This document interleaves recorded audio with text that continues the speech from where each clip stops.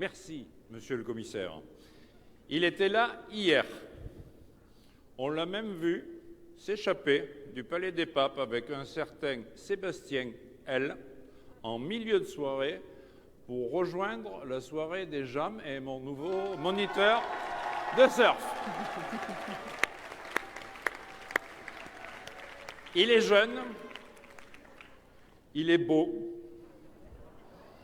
il a un talent fou, et quand on ne sait pas comment faire la promotion de ces formidables gouvernements, il suffit d'écouter celui qui ne pouvait être absent que pour une seule raison.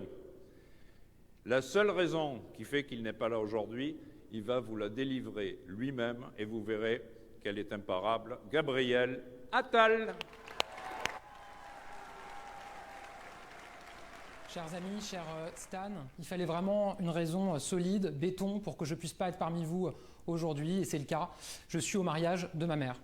Dépassement, élargissement, recomposition, oui, il y a du mariage dans l'air jusque dans ma propre famille.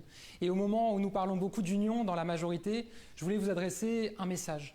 D'abord un message de détermination dans l'affirmation de nos valeurs. Parce que ce qui nous permettra d'être davantage unis, de continuer à élargir et à rassembler, c'est bien d'affirmer nos valeurs à un moment où certains cherchent à diviser et à fracturer notre pays.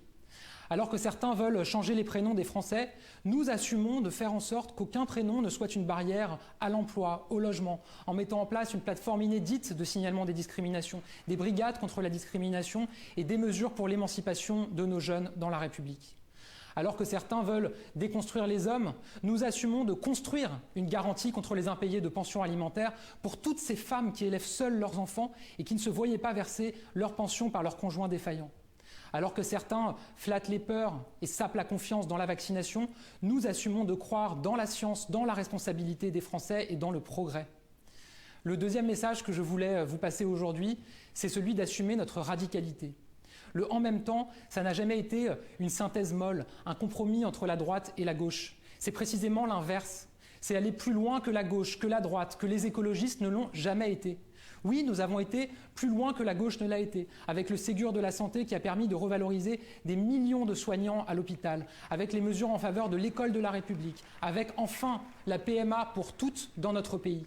Oui, nous avons été plus loin que la droite ne l'a jamais été en matière de régalien, en recrutant 10 000 policiers et gendarmes supplémentaires, en investissant dans leurs moyens concrets pour les voitures, pour les commissariats.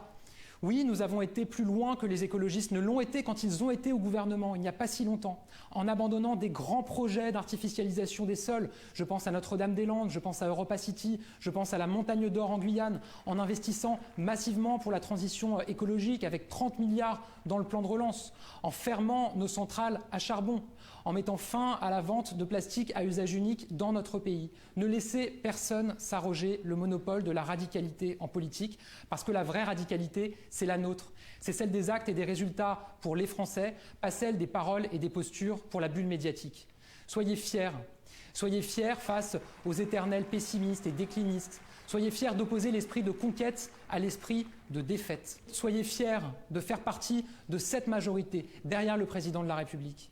Vous êtes toutes et tous les visages de notre majorité, les ambassadeurs de notre action, les soldats des conquêtes à venir.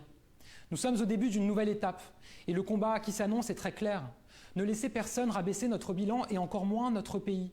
Nous refusons leur pays rabougri. Nous refusons de voir comme eux la France à terre. Nous refusons de baisser les bras. Quand on aime la France, on croit en elle.